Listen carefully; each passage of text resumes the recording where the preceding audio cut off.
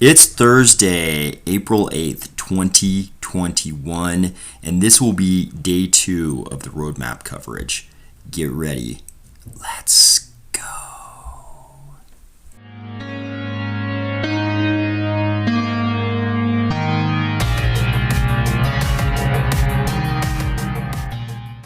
Day two, roadmap. This is the video where Charles laid out exactly how things are going to go from now until 2025, with a lot of caveats. Of course, they're smart. They're going to pivot if things change. They're going to change their minds with changing circumstances. They're going to discover certain left turns should have been right turns, all that good stuff. But they're giving us the transparency into what they're doing. And this is day two of us reviewing all those things they laid out for us.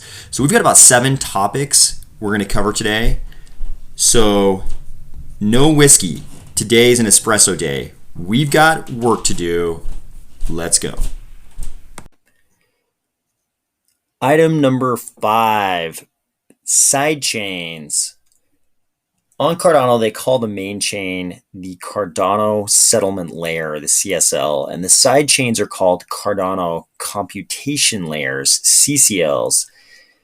They're currently looking at having CCLs for the Ethereum Virtual Machine, for Yella, for Catalyst, and for Wasm, which is WebAssembly. They are trying to figure out how to pay for the maintenance of these side chains. So one of the things I like about Cardano is they don't just lay out like, hey, it'd be really nice to do the following. We'll figure out how to pay for it later. Famously, how to pay for things was one of the big splits in ideology between Charles and the other people involved in the early days of Ethereum. So in Cardano, they're always worried, and I shouldn't even say worried. I would just say they're prudently planning out how to pay for things as they plan their desire to do something. So they're currently thinking about how to pay for these side chains. So there's this current thought that maybe they could possibly create a mechanism where you refine ADA to get fuel for these side chains. They could even have a Plutus side chain that runs on its own fuel. So if you think about this would be like right now we have, in proof of work chains, we have mining. In proof of stake chains, we have staking, and they would create this refining paradigm where, you would refine ADA to get, possibly some of their token that is regarded as fuel for these side chains. And that's how you pay for the transactions on these side chains. That'd be great, right? If all the catalyst voting was in a particular sidechain, and all of that was paid for with fuel tokens that had been refined from ADA. It would give us something else to do besides staking. I don't know. I think it's still early days, right? I think it's still early days on this particular issue, but this is IOHK giving us a glimpse into where they might want to go with all of these side chains. And it looks like this year they're going to propose a SIP, a Cardano Improvement Proposal, to see if the community wants to update the monetary policy in a hard fork combinator event to go in this direction. Charles noted that this could be a good way to include the kinds of parachain ideas that everybody's really excited about with Polkadot. They could also use this to add Hyperledger type related permissioned side chains. So this could be a way for Cardano to subsume a lot of little use cases that a lot of other blockchains, again, are solely focused on. I don't know what the relationship between staking and refining would be, if these would be two things that were going on simultaneously, or if the idea would be that refining would, somehow replace staking, either, conceptually, like in totality, or if it would just become much more important in staking because so much was happening on the side chains, like if Plutus became its own side chain, maybe refining would take the spotlight over staking. I think it's still early days. I don't think they quite know what that's going to look like totally. But again, super happy that IOHK is thinking about these things and that they're letting us know up front instead of kind of keeping this close to the vest until they sort of spring it on us. So, anyways, it sounds like we can look forward to a Cardano improvement proposal on this at some point in the future. And I think Charles said this might be one of the first things the community votes on as far as Cardano improvement proposals go. Item number 6, layer 2. So Charles says there's a lot of deal flow with Prism right now around digital identity for things like authenticated wallets, KYC AML, regulated DeFi, and human readable addresses. Charles will probably do a full video on this.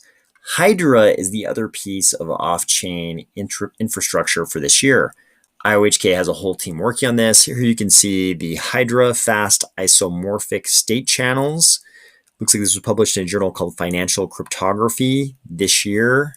Here's this paper. Looks like lead author on this, Manuel Chakravarty, who you might have seen, Aglos Kiais as well, who you might have seen in the Cardano 360 episodes. This is, they've already put out 2 papers on this. We'll put out 2 more papers this year, and a prototype will also be on the way. Hydra will be run by the stake pool operator. So if you want to read the Hydra paper, it is, like all of IOHK's papers, right there on their website. You can go pull it up, learn all about the Ouroboros Hydra stuff.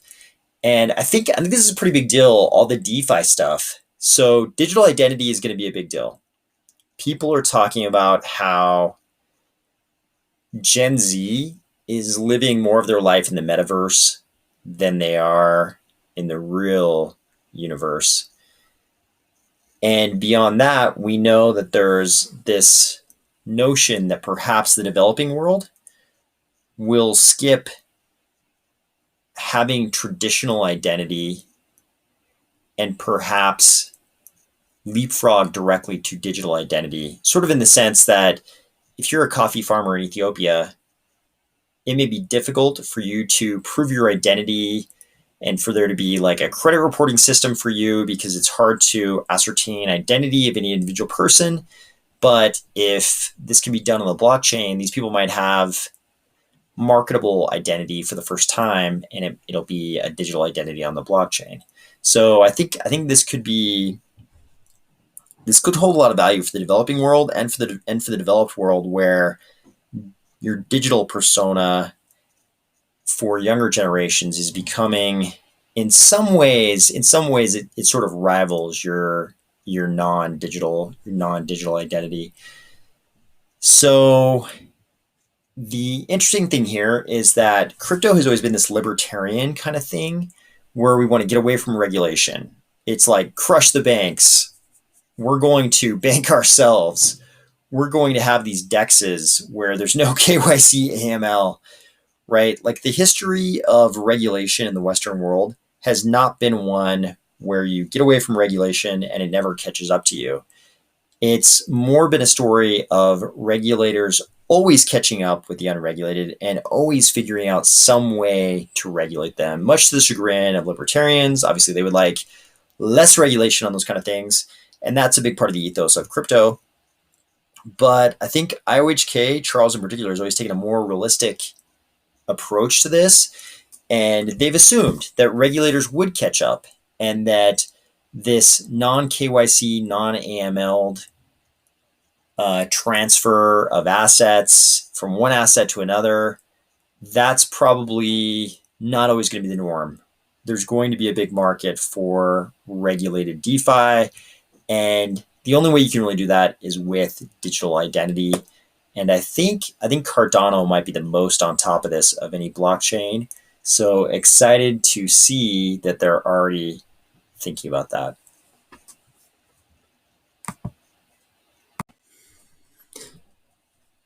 So it was about this point in the roadmap video when Charles kind of paused and off the cuff, and I'm going to paraphrase here, so this might not be exact wording, but off the cuff, basically said, with all of this, pointing to sort of all the items he's already gone over, with all of this, we're going to piss all over what ETH 2.0 is trying to accomplish. So when he said that, I think I was drinking coffee and I almost spit my coffee all over my keyboard. Because it's hard not to come to that same conclusion. When I listen to all the things they're thinking about, and I think about how hard it's been and it's still going to be for Ethereum to get to Ethereum 2.0, right? Just proof of stake, just them getting to a proof of stake protocol and still having a Turing complete programming language attached to it. When I think about how hard it is for them to get that, I cannot fathom that they're thinking as much, as broadly, and as deeply about all these different topics that IOHK is obviously thinking about. And I think it goes to, it's not about the quality of the thinkers. Like, I'm not faulting Vitalik and all those guys right now.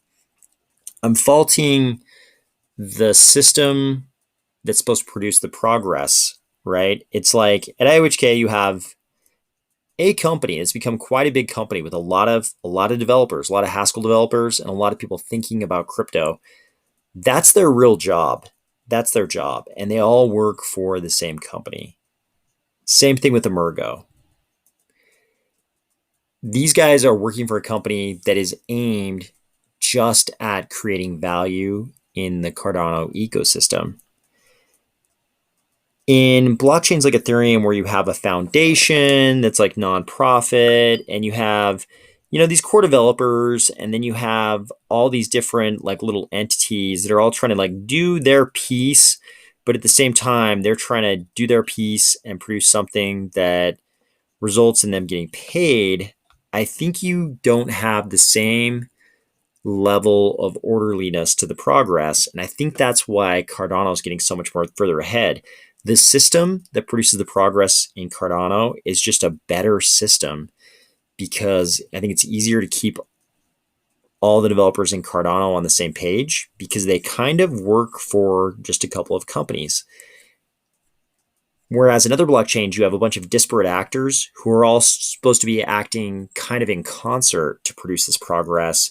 And I think this system, this Cardano system, just works better. I think they're going to continue outperforming that other foundation disparate actor type model.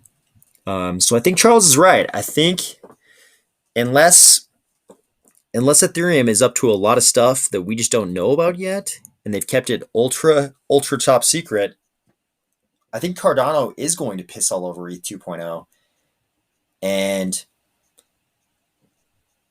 as a participant in the Cardano ecosystem, I'm glad. So I don't feel too bad for the Ethereum guys. They all had their chance. They could have jumped over to Cardano too. We recently covered quantum computing a tiny bit in the context of Cardano's first quantum block, but Charles also addressed quantum computing in the roadmap video in terms of how Cardano is going to build out quantum resistance. Charles said this will be a big project involving QR, VRF, QR zero knowledge, quantum signatures, and modeling of a quantum adversary. He said this is a huge amount of work, but this is a whole agenda that's in scope for Cardano 2025. He seems excited for it. It doesn't sound like when Charles talks about building quantum resistance into Cardano, he doesn't sound like somebody who's afraid to go up against some undefeatable monster. He sounds like somebody who's super excited to go slay a dragon. And Charles has talked a little bit at length, a few times at length, about how quantum computing is not really something to be scared of, because just as quantum computers could break certain types of encryption, we could also create stronger algorithms that are quantum resistant. Um, and he rightfully points out that, hey, if quantum computers are breaking high level encryption, we have way more to worry about than crypto. For instance, the security of our nuclear arsenals, right? It's like, as somebody in North America, I'm way more worried about somebody using quantum computing to hack into a nuclear silo and launch an ICBM than I am about them breaking the encryption behind Dogecoin. So I think these are good points. But it sounds like they have a roadmap. They actually have a roadmap to create quantum resistance in Cardano. And I haven't heard too many other blockchains talk about that at all. Next up, Catalyst and Voltaire. Man, I remember when I first got into Cardano, uh, probably back in 2017, 2018. Maybe I'm off on the dates, but I think it was clear back then when I first saw a roadmap that looked something like this. And Voltaire was clear out here on the end. Look at this. You can't even see Basho's face. This dude is like my 8-bit NES character. This dude, you can barely see his face. He's all pixelated and stuff, much more so than the other people. Basho is way more pixelated. But I thought we'd never see these guys. This was so far in the future. And now here we are talking about Voltaire. What is Voltaire? Voltaire is on-chain governance, democracy. And here's where we're going to get a little more philosophical. Charles said, right now, Catalyst is mainly about treasury, but it needs to be linked to Voltaire, which is all about protocol updates. When he said that, I believe what he's saying is that while Catalyst is about handing money to people to build on Cardano, Voltaire is more about creating innovation in the actual protocol to create governance on chain. So Catalyst just sort of governance of the treasury. Who are we going to give money to? While Voltaire is about actually creating governance on chain through protocol updates.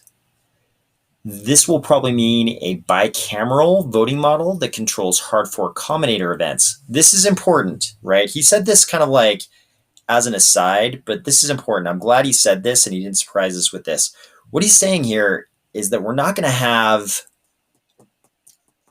unicameral voting, right? It won't be this thing like Catalyst where, Catalyst has reviewers and then everybody votes, but it won't be this thing where everybody just kind of votes and they're like, it'll be like, oh, okay, do you want to have this hard fork combinator event or not? And then everybody votes and, like a simple majority just carries the day. Bicameral voting is more like you have in the United States where you have a Senate and a House of Representatives. And, I think everybody knows, like, senators are a little more elite. There's only 2 of them per state. It's not based on the population of the state. Every state has 2 of them. They have longer tenures. They're more powerful. A senator is more powerful than a regular congressperson, right? So with bicameral voting, it sounds like there will be 2 classes of voters. And, I don't know. I don't know who will make up that upper house, right? But Charles gave us some hints here. And here's where it's going to start getting a little philosophical. So there will be a DAO as a service, right? DAO as a service. I'm really glad he didn't try to make an acronym out of that, like DAO as a service, like SaaS. There will be DAO as a service to provide voting rights to your users if you build a dApp or other project on Cardano. Sounds good. Here's where it gets philosophical. They will move from the current plutocracy to something that is hybridized between the current system and proof of merit, right? So the current system is plutocracy. Let me pull this up so I get this right. I believe Plutus was a god of wealth, right? Plutocracy. Plutus was like a god of wealth, I think. So, yeah, plutocracy, a country or society governed by the wealthy, an elite or ruling class of people whose power derives from their wealth. And I believe Plutus, it's kind of funny for us to say we're getting away from plutocracy when our programming language is called Plutus. Plutus, which is the Latin spelling of Plutos, is the god of wealth. He was supposedly born on the Greek island of Crete and the son of a local hero named Lesian and the goddess Demeter, who's the goddess of harvest and fertility. So literally, our programming language is named after the god of wealth. However, we're going to move away from plutocracy, rule of the rich, to a meritocracy. So I think this is cool. And I think Charles was pretty honest and straightforward when he said, we don't really know how we're going to decide this merit thing, but we're going to try to move from this thing where it's just about how much ADA you hold. Like right now, if I go to vote in Catalyst, if I have more than somebody else, then my vote counts more. If I have less, it counts less. But when you start talking about a meritocracy or a hybrid, as Charles put it, a hybridization between the current system of plutocracy and proof of merit, you get into some. It sounds good. It sounds like something that no one could argue with, right? It's like, do you want to? It's like when Joe Rogan asked Elon Musk why he made the Cybertruck bulletproof, and Elon responded, "Do you want it to be bulletproof or not?" Right? It's like, of course you want to be bulletproof. Of course you want meritocracy.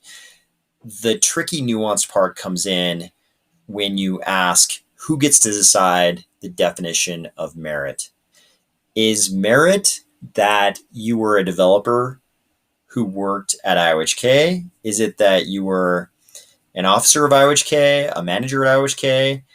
Is it that you were a social media influencer who, has 150,000 followers or 500,000 followers? Now we're getting to the top of the crypto social media sphere there.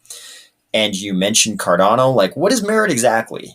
And I think a lot of people are going to have differing opinions on what merit means, right? If it's not something extremely, extremely concrete and objective. But Charles knows this. He knows this.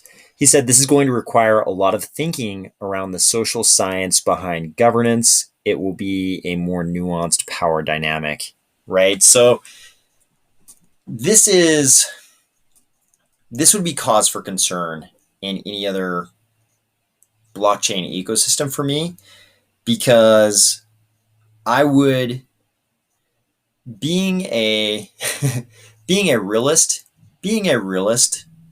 I would assume that the measure of meritocracy would somehow magically weigh in favor of friends of the people at the center of the project, right? The people they know would be deemed to be the most meritocratic. But, Cardano is the project where the lead developer entity, IOHK, all along has said, you guys can vote us out if you want to. The whole plan is that you guys can vote and you guys can put somebody else in there if you want to. These are not the words of someone who wants to maintain power at all costs. These are the words of someone who believes in democracy and self-governance. So I hope whatever the metrics are for merit in this hybridized plutocracy / meritocracy, I hope the metrics that determine merit are ones that are objective, concrete, and that we can all agree on, because otherwise this could be a source of consternation. But I think this is a long-term thing. I like that the concerning thing is meritocracy. I like that there's thought the goal is meritocracy. I like that. That's a good thing. Meritocracy always produces progress, right? So I think we're headed in the right direction. We'll just have to wait and see how this all plays out, because the devil is going to be in the details on this, and we could get it right or we could get it wrong, but I sure as hell hope we get it right. Next up, approach to the reference client, item 10 in Charles's roadmap video. So right now the reference client is just Haskell. They will probably build out clients in Python and Rust. Eventually they may have things like Agda, Idris, and Coq at the core. This notion of a core developer could end up being a digital identity that is authorized through voting. So this is super interesting to me. If you ask me to tell you anything about Agda, Idris, or Cock, you're talking to the wrong guy. I do not know what the hell those things are. Happy to admit it. I would like to know, but at the current moment, I do not know. But I know that Charles knows, and he's talked about them enough that I can tell they're important to him. And if they're important to him, then they may have a lot of value for a cryptocurrency project. Um, the second part, this notion of a core developer could end up being a digital identity that is authorized through voting. I'm paraphrasing what he said, but that's what I took away from it. I think this is really interesting, right? Because it may be that Haskell grows to be this gigantic thing, and a lot of developers are working on stuff in Haskell. And we have to decide who's going to have the GitHub commit access, right? It's like maybe it'll always be people in Haskell, but maybe there's somebody on the outside who's putting together all this awesome code. And everybody's like, hey, this guy should be considered a core developer. And maybe it's something we can vote on. Maybe, there will be some other group that's not IOHK or Emergo, and they start putting together all this awesome stuff for Cardano. Maybe those guys appear at one point in the future, and we can all vote and say, hey, in addition to IOHK, these guys should also be core developers. I think the fact that the founder and CEO of IOHK would even suggest such a thing is a testament to how open-minded Cardano is. And I think that's like sort of culturally, institutionally built into the ethos of the community, which is a really good thing. That's a really good sign that the leader of the group in control would even suggest that core developers could be determined by a vote of the community, as opposed to the default just being that the pre-ante status quo will always be preserved, right? So great to hear this section of the roadmap talk. Last item from the roadmap video, commercial. Charles said on the commercial side, they're really going to scale things up to the 8-figure level. There's a lot of good news coming here. Charles says they're reserving that for the Africa special. So I thought it was really interesting. The topic was sort of like on the commercial side, what's coming, what's on the roadmap, and everything he had to say was about Africa. It was all about this one continent. I love that because, as we've talked about ad nauseum on this channel and also sort of throughout the ecosystem, like there's very good reason to believe, just like everyone believed about China in the 80s and 90s. I remember in the 80s and 90s when people said China is going to experience the most economic growth, right? And as a good, fun-loving capitalist, that was horrifying because we knew that was a nation controlled by commies, right? But what we didn't realize was that their economy, in some ways, was about to become more capitalist than even the most stalwart capitalist countries in the West, right? That's a topic for another video and another channel. But the same predictions are being made right now about Africa, that Africa will be the continent that experiences the most growth, and countries in Africa will be the ones experiencing the same crazy levels of growth that we saw in China over the last couple of decades. And I think that's sound reasoning. I think there's sound reasoning. Charles put this really well. I think he said Africa, what did he say? Africa is not a country without wealth. Africa is just a country that cannot yet tap its wealth. Something like that. Those aren't the exact words, but that's the notion. I think that's right. When you think about all the hungry to do their thing entrepreneurs in Africa, and what lack of access to liquidity they have, the second that faucet is turned on, the second those smart, capable, and willing entrepreneurs have access to that liquidity, we might see an explosion of economic activity and development. It seems to make sense. We were talking about China earlier. Even China has its eyes set on Africa. I've definitely heard the phrase "Africa is China's China" many, many times because they're setting up manufacturing and trying to do infrastructure projects in Africa. I think we could see a lot of growth there. So I'm super happy to see that when IOHK thinks about commercial activities, it would be easy for them to just partner with companies in Europe and North America. For them to do supply chain traceability with big companies in North America and Europe, that would be easy. For them to do DeFi projects that would mainly be used by, run by and used by people in North America and Europe, that would all be easy. That would be the low hanging fruit and the short term play. Probably easy to produce profits in the short term.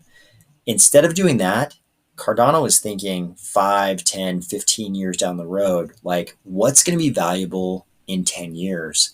And they're certainly making a bet that developing the rails for a digital financial infrastructure in Africa will be highly commercially valuable on a global scale in 10 years. And I like to be behind these people doing this kind of long-term thinking. And IOHK is definitely doing that with their focus on Africa for commercial exploitation of Cardano.